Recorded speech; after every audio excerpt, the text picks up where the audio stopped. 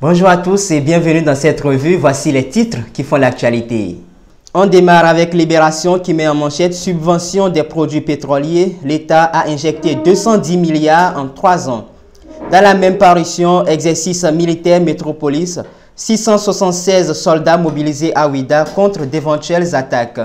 Fraternité lui titre en manchette déplacement multimodal dans le Grand Nokoué, un rapport qui en dit long. Toujours dans sa parution de ce jour, le journal informe qu'au sujet de la femme entrepreneur Betty Gedegbe Marcos en aparté. La priorité dans sa parution de ce jour parle des élections générales de 2026, enjeux et perspectives de joutes majeures.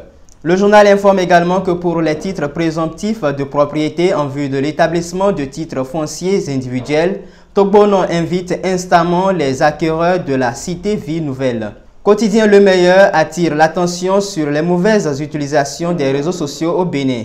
Une dérive dont les acteurs ignorent les conséquences. Dans les colonnes du même journal, lancement officiel du programme BEN 005, un pas de plus vers une finance plus inclusive.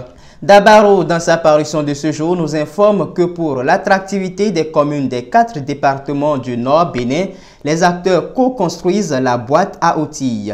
Le journal s'interroge sur le retour des hors-la-loi à Tchaourou avec 2 braquages ayant occasionné des pertes en vie humaine. On poursuit avec Gaskiani Info qui s'interroge sur la relation Talon et Yahi. Vers une alliance inédite, le même journal nous apprend que le chef quartier Huiyo Tanou est un modèle d'implication.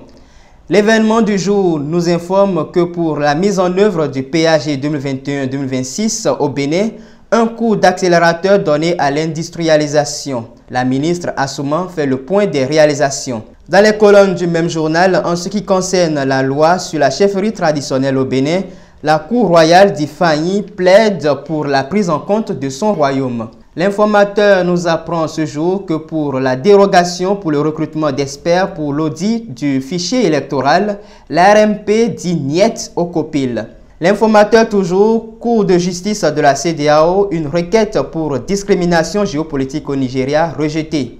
Matin Libre, dans sa parution de ce jour, s'interroge sur les chefferies traditionnelles au Bénin. Finalement, qui approuve la loi? Elle ne respecte ni l'histoire ni les valeurs ancestrales, selon Julia Akpaki. Le journal nous apprend aussi que le port de Cotonou célèbre 60 ans d'impact. Pour finir, le matinal parle de guerre de succession à la mosquée centrale de Porto Novo, le nouvel imam central contesté. Dans la même parution, le journal nous informe que pour les hommages posthumes à des personnalités, le baobab du handball inhumé, le préfet Couton, conduit à sa dernière demeure.